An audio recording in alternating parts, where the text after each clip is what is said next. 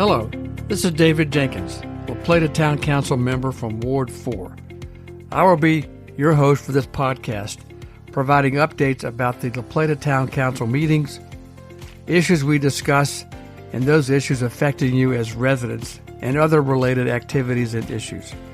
You can also follow me on my Facebook page, D. Jenkins, LP Town Council Ward 4. Please note the Town Council has work sessions each month on the second and third Tuesday, with our business meeting on the fourth Tuesday. All meetings start at 6 p.m. using the Microsoft Teams platform. Meeting agendas can be accessed through our town website, and all meetings are recorded. So now let's get started with our latest update.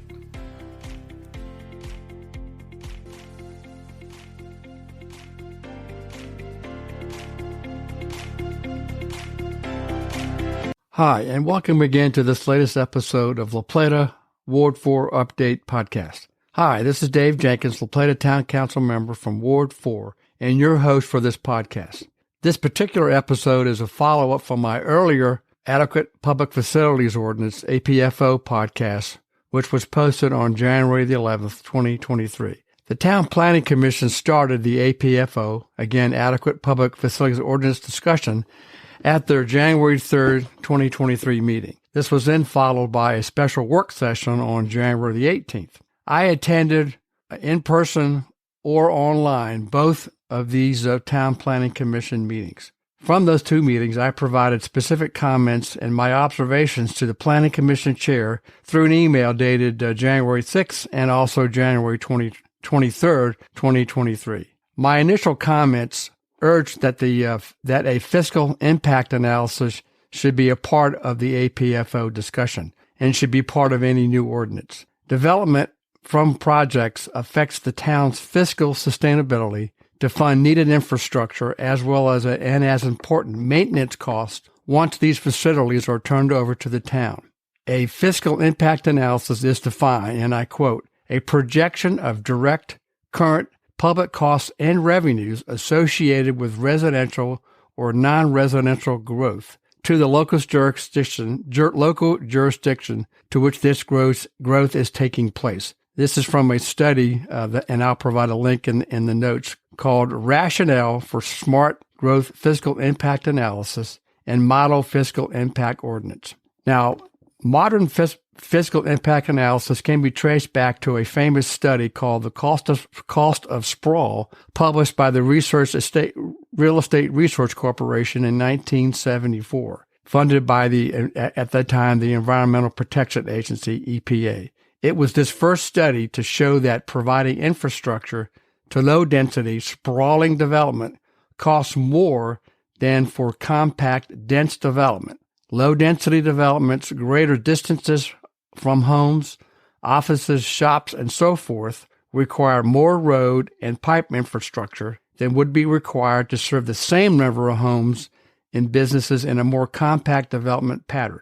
Looked at it another way, 1 mile of infrastructure costs roughly the same to build no matter where it is, but a mile can serve many times more people in a high-density place than in a low-density place.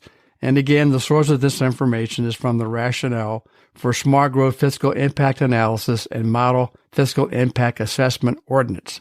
Now, this analysis can provide needed data for the Plata to make fiscally smart decisions, such as considering especially the distance-related nature of fiscal costs and revenues, such as more distant developments requiring more utility lines and greater pumping capacity than close-in areas. We can then begin to look at how we can minimize the need for new or expanded facilities while maximizing the use of existing facilities first. This is the fix-it-first mentality, taking care of existing residences and facilities first. And then finally, this helps us take into consideration the fiscal burdens of accepting developer-installed infrastructure as future maintenance and capital costs. Now, the need, I believe, again, as one council member, the need for a fiscal impact analysis within a proposed adequate public facilities ordinance is clearly supported by the April 2020 Town Comprehensive Plan. Specifically, Goal number 4, and I quote, La Plata will expand its boundaries when and where there is a clear net economic and or environmental benefit to doing so, and only when supported by adequate public facilities. This goal number 4, is then followed up by several action items, one of which is require that all new growth areas are connected to water and sewer service and provide or support adequate multimodal transportation capacity.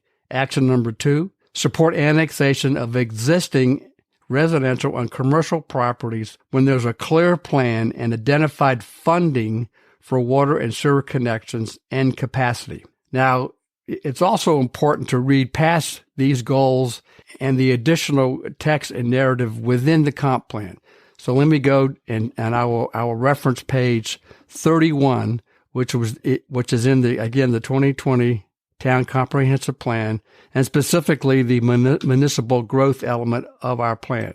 And I would quote this again. Sorry, I'm going to quote this, but this is important I think to understand. Quote, the town's tax base is largely residential, which raises questions about the town's ability to provide the expected level of municipal services as residential growth occurs. A growing body of empirical evidence shows that while commercial and industrial development can indeed improve the financial well-being of a local government, residential development worsens it. While residential development brings with it new tax and fee revenues, it also brings demand for local government services, which often exceeds the revenue generated by new homes. Ensuring that municipal growth yields diverse land uses will be a critical evaluation point when considering potential growth areas. So, again, this is within our current 2020 comprehensive plan.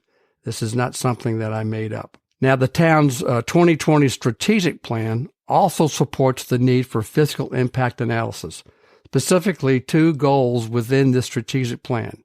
The first goal is good governance. We will serve as responsible stewards of community trust in making decisions to maximize public service value to our residents. And this is done through several different ways. First is, and again, I quote from this is from our town's strategic plan which we adopted in 2022. We will manage all assets as responsible fiduciary, ensure funds are available for providing quality services in an equitable manner, and our infrastructure is maintained now and in the future by prioritizing long-term financial sustainability over short-term risks. That's an important term. I will add my own comment. Long-term financial sustainability, very important process. And we do this, again, referring back to the strategic plan, by regularly assessing the town's annual budget process, our 5-year capital improvements plan, and financial forecasting. Now let's turn to another goal in the town's strategic plan, which I believe supports a fiscal impact analysis element within our adequate public facilities ordinance. The second goal is public service readiness. And again, from the town's strategic plan, plan and develop the systems and infrastructure needed to meet growing demand while supporting the health, safety, and welfare of residents, and natural resources. Use the town's guiding documents to plan and provide current and future infrastructure needs. Plan upgrades and enhancements to the town's infrastructure to ensure that growth and development can be accommodated. And this is done, again, from the town's strategic plan. Annually review and update the capital improvement plan, which we do on an annual basis as part of our fiscal budget. The second item to do is measure, and this is an important one, measure capital projects for return on investment, ROI, where it can be applied, and then track the status and progress of our projections. And we do this as well as also. So it's important, I believe, to understand that this is supported by our current documents, that is our 2020 comprehensive plan, as well as our recently adopted 2022 strategic plan. So, for instance, do we know the cost to maintain 1 lane mile of town road? Do we know what it costs to maintain 1 linear foot of water or sewer lines, or a linear foot of stormwater management pipes, or the cost per person or per acre to maintain our parks And, for instance, do we know what it costs per capita for a new police officer to hire a new police officer and pay them once we hire them? I believe these are important questions we should know. And finally, another reason for fiscal impact, again, shouldn't we know our return on investment, ROI, of the taxes we pay for our services? And again, I would refer back to our 2020 Town Strategic Plan, which also states that.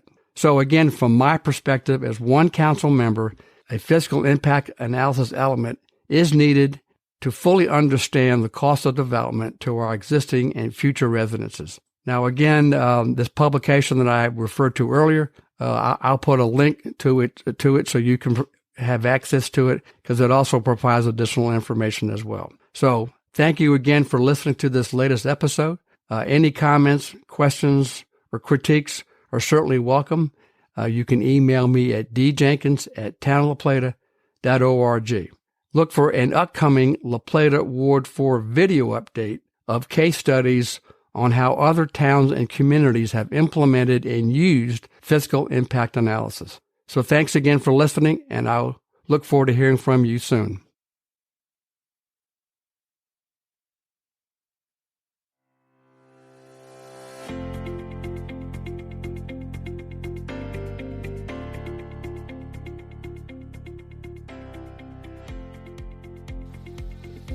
This concludes the latest La Plata Town Council Ward 4 update. I hope you find this podcast informative and useful. So let me know what you think. I look forward to speaking to you again and listening to your questions and concerns. To reach me, my email address is djenkins@townoflaplata.org, or my cell phone number is 301-263-3471. Thanks for listening. Talk to you soon.